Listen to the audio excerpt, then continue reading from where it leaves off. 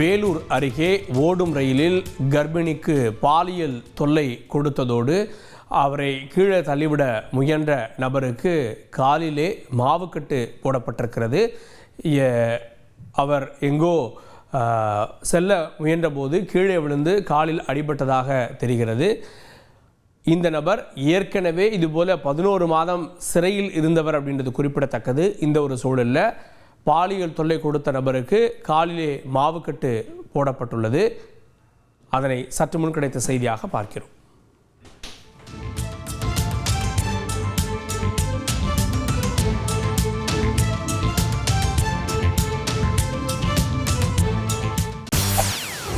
செய்திகளை உடனுக்குடன் தெரிந்து கொள்ள உடனே சப்ஸ்கிரைப் பண்ணுங்க.